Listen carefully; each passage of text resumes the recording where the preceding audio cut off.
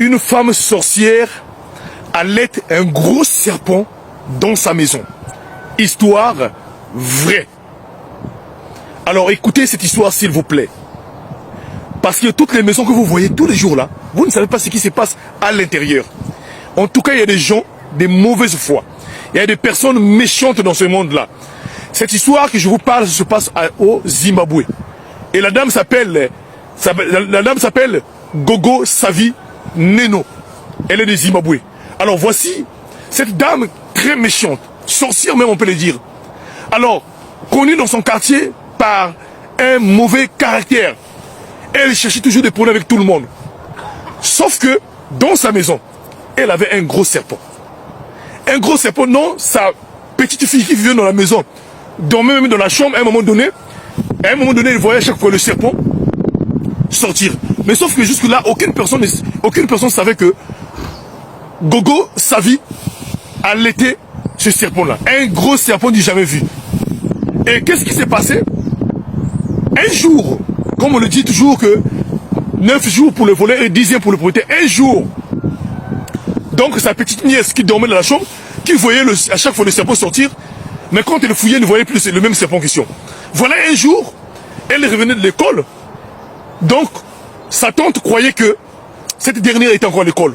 Quand elle est arrivée à la maison, sans avoir même faire du bruit, elle est rentrée dans la maison. Et là, elle se rend compte que sa tante était en train d'allaiter un gros serpent, comme vous le voyez sur cette image-là.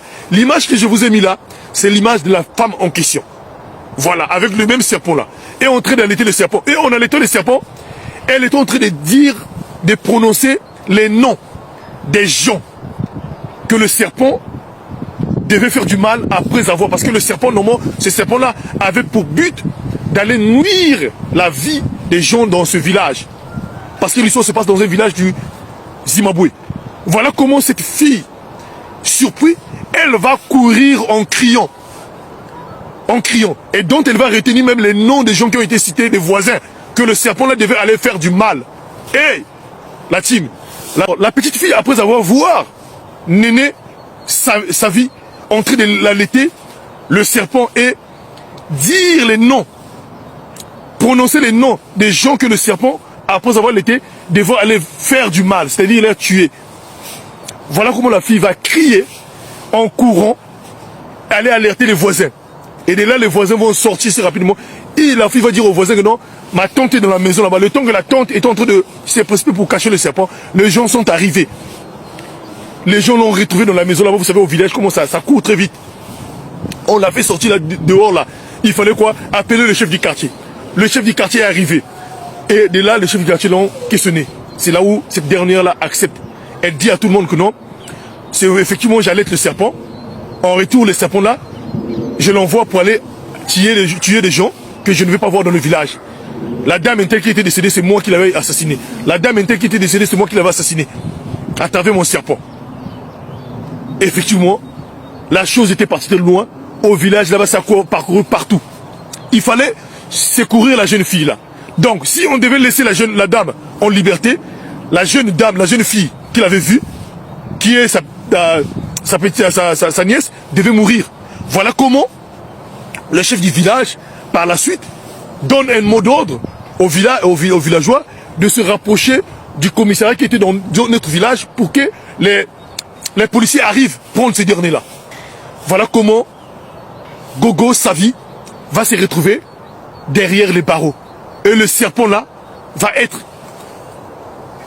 tué sur place là. Le serpent va être tué sur place par des villageois. Et la dame a été récupérée. Donc son serpent à elle était quoi? C'était pour envoyer, pour faire du mal aux gens du village. Voilà comment le monde est mauvais. J'aimerais vous dire une chose. Vous voyez les maisons qui sont tout autour de vous là? Il y a des gens qui cachent des choses mystiques. Des choses bizarres. Même ton voisin que tu ne connais pas. Voilà pourquoi ne faites jamais confiance à personne. Faites attention et priez sans cesse. Parce que vous ne connaissez pas derrière les murs comment les gens se comportent. L'être humain devient de plus en plus méchant. Partage-moi cette vidéo et commente-moi au maximum s'il vous plaît. Merci beaucoup.